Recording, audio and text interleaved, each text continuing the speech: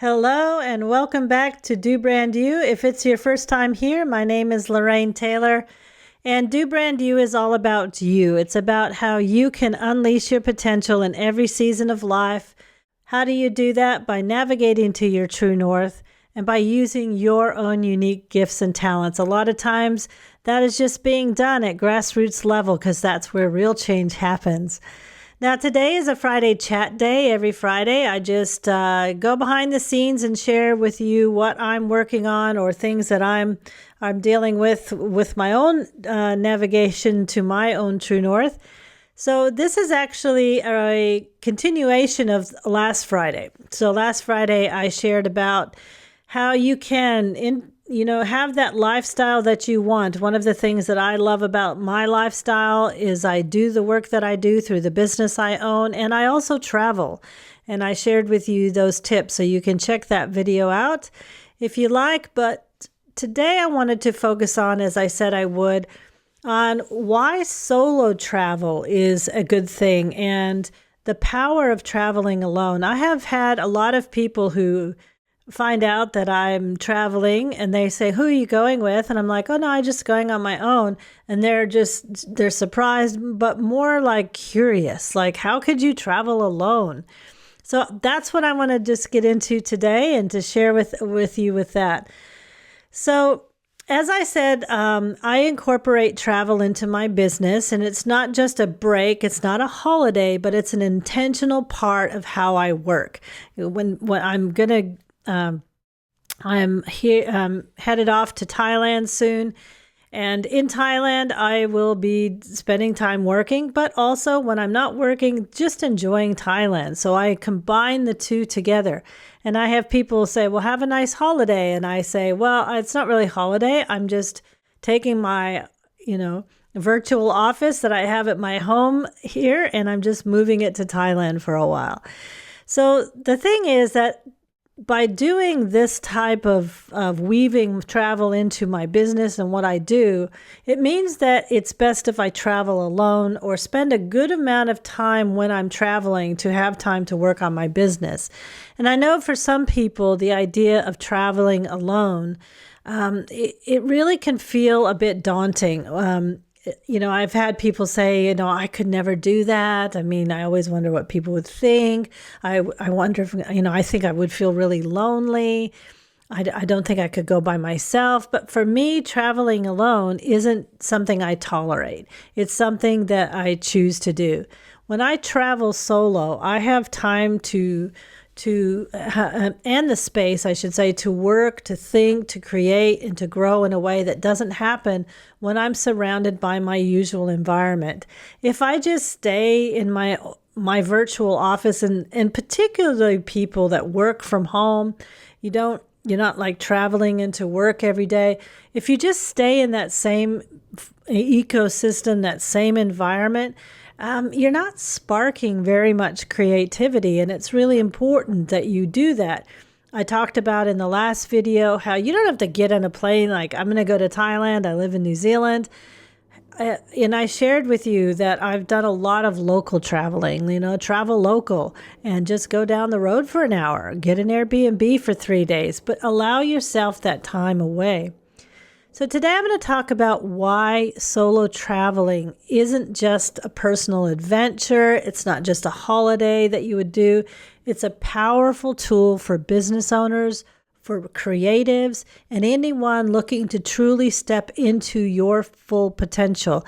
So you could have a job. You might have a job, and as I said in the last video, I've coached people and know people that have changed and woven travel in, and they have a 40-hour-a-week job because when they get their holidays, they find out when they've got 3-day weekends, and then they tack on an extra couple of days.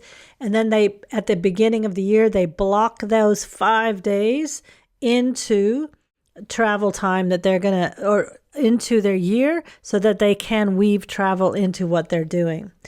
So the first thing I'll share is that solo travel is a global movement. It's not a trend. We are seeing an increase repeatedly every year of more and more people that are choosing to travel as solo people.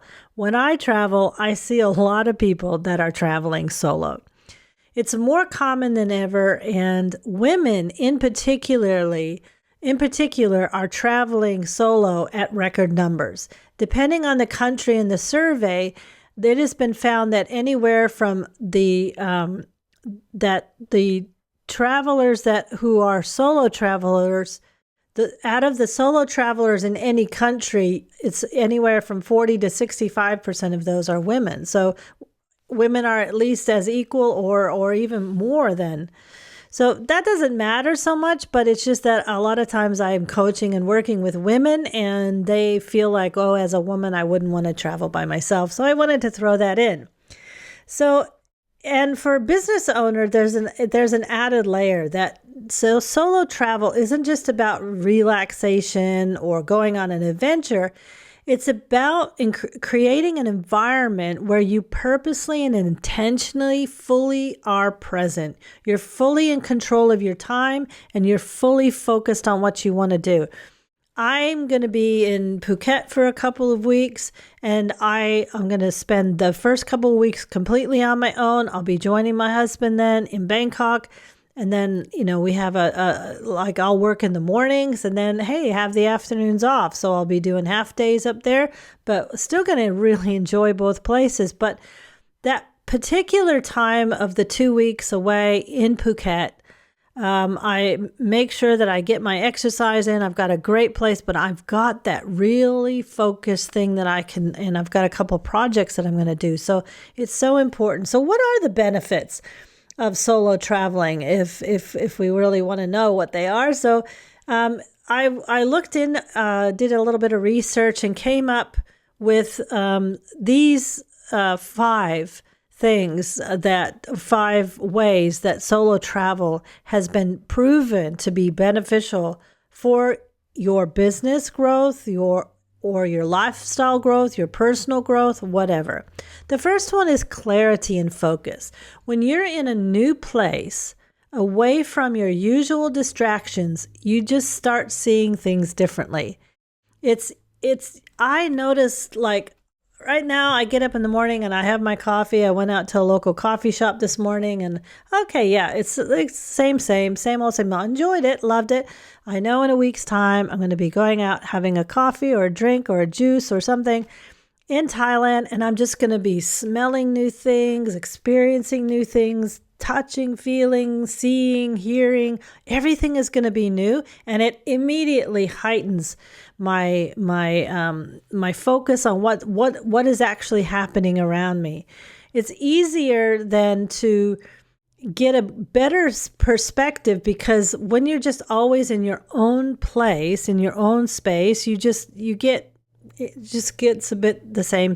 But when you pull yourself out and you've got all this stimulation around you, it stimulates your thoughts. It stimulates that, and it actually brings more clarity and focus to what you're doing, because now you're focusing more on that. Number 2 is your creative breakthroughs. Being in a fresh environment sparks new ideas. Proven. Some of my best business ideas, content strategy ideas, personal insights have come when I was sitting alone in a cafe in Bangkok, or taking a walk on a beach in the Seychelles, or going, hanging out on a porch or a veranda, in Akaroa in New Zealand, in an Airbnb, just watching the sunrise. So it's all of these. It's when I'm in these places that creative breakthroughs just naturally happen. Number 3 is freedom and flexibility, because when you travel alone, you get to set your own schedule and you decide when you want to work and when you want to rest and how you want to balance both. I know that when I'm in my normal environment, I'm automatically kind of ticking along to one certain beat, but I know as soon as I'm in Thailand, I'm going to be jet lagged. I'm going to, I know I've already was thinking this morning at 6 a.m., it's going to feel like noon. So I'll probably be waking up early. Knowing I'm going to be waking up early, I'll probably get a couple of hours of work in before the sun rises, and then I'll go for a walk.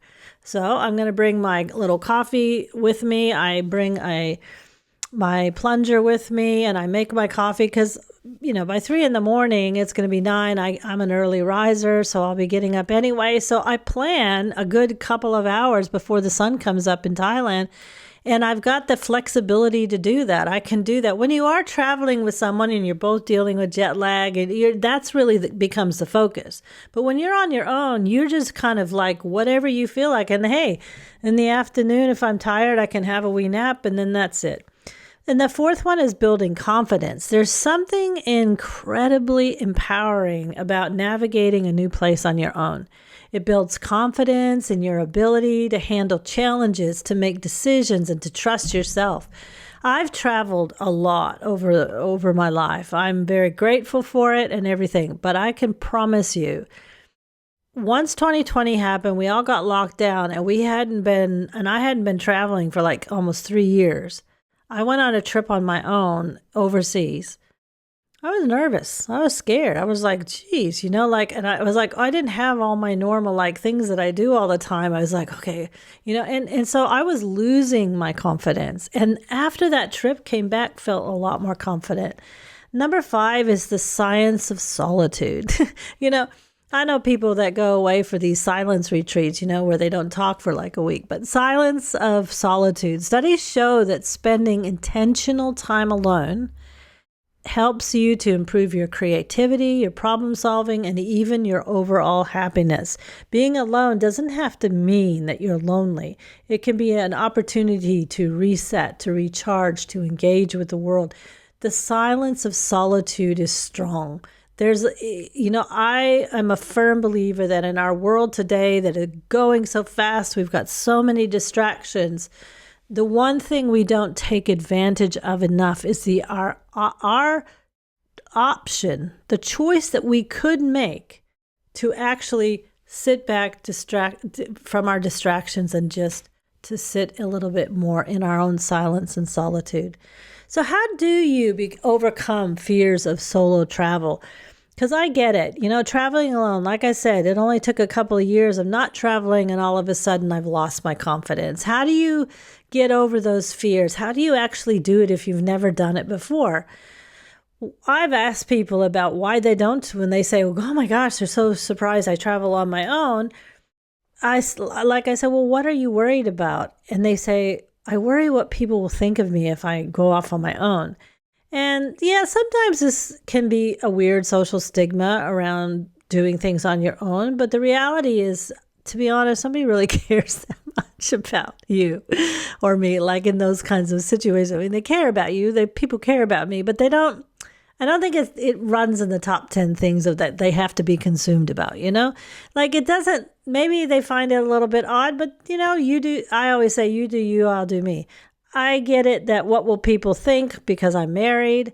Like my husband's not going to join me in Phuket. He's going to come to Bangkok and I'll join him there. He hates the beach. He doesn't want to be around. And I want to spend time really focused for a couple of weeks on a couple of projects that I have. So yeah, I just honestly just had to say, I don't like, if other people have a problem with it, then that's their problem. Me and my husband don't have a problem with it, so I don't have a problem with it. Another one that people will say, what when I ask them about why don't you want to travel alone? They'll say that they think, oh my gosh, I'm going to feel so lonely. And the truth is, social travel can be deeply fulfilling. You actually learn to like your own company. You realize that you can actually exist without the constant social connection with other people. And there's always, there's always ways to make, to connect. And I find, I remember going on a food tour where we would go to the local markets and, so here I am, a solo traveler, and I get to just have great conversations with other people. A lot of times if you go with your friends or you go with your husband or you go with your significant other, you just talk to them. But when you're a solo traveler, you're actually getting out there, meeting people. There's so many incredible, neat people. I'll tell you, especially people that travel. I mean, they're always open. And then another and a valid concern is it safe? And yes, you you have to make good choices. You need to travel smart. You need to be careful. You need to have a look at what thing you do. I always choose, like if I was traveling with other people or like with my husband, I might stay in different places, but when I travel alone, I'm staying in places that I feel very safe, in very safe accommodation. I always share my plans with a friend. I always have check-in points. I research I'll go on YouTube if I'm going to an airport. Like I have never been to the Phuket airport, so I go on YouTube and I watch videos of arriving in Phuket airport. And so I see what it looks like, and you do a lot of pre-work and just to keep yourself safe. And most places are safe, and you I mean, over time you learn. So I think it is safe, and you make sure that you stay safe. So how do I this is a question I get. How do I use my solo travel to work on my business, but also to escape from my work? So that's the beauty of it. I get to pull my virtual office and plunk it down in Phuket or Bangkok or Dubai, wherever. That's where I'm going next. And it's going to be there. But the reality is that I also have time to escape from my work. And when I escape from my work, I've got a really incredible country to explore. So my mornings, I stick with my same routine. So I always, with my mornings, I'm going to be doing my morning, reflections. I usually spend probably about an hour to 2 hours working on, work that I do in the morning. So I still do that. Then I will book out a couple of tours during the week, and then that just gets crossed off on my calendar. And then my evenings, a lot of times, my evenings, I'm not really, that is like more where a lot of people are out and about. I don't particularly like that. So that's when I actually do a lot of my work, is in the evenings, so that I've got a lot of the day to just enjoy. Like I said, I'm going to Phuket. It's 6 hours behind New Zealand. So I've already looked at the time, the time and the jet lag. So I'll be getting a lot of work done before 6. Then I'll go out for my beach walk, come across from the beach, come back, have some breakfast, and probably just head, go to the pool, go to the beach, kind of enjoy being outside for a while.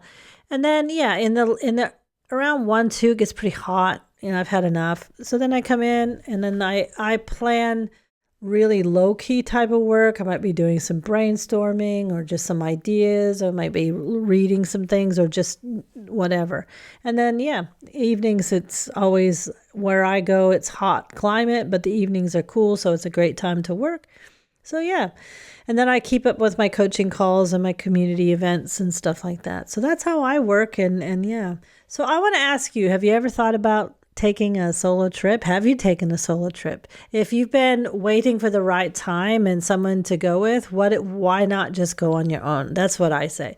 Think about if you haven't done it before. And like I said in the last video, you don't have to do a big trip. I didn't start doing big trips. Just book a 2 or 3 nights away, 2 nights away, take your bike or whatever you want to do, take your walking shoes or whatever, and plan some work that you're going to take with you, and enjoy taking your virtual office and plunking it somewhere else, and being able to just explore a new place for part of the day. You don't have to have a holiday where you have entire days off. You can just take your life and plunk it somewhere else for a while and just enjoy living that way. And solo travel is a really a great opportunity to do that. So travel local, try it out first, learn a few things, and then see if it's right for you.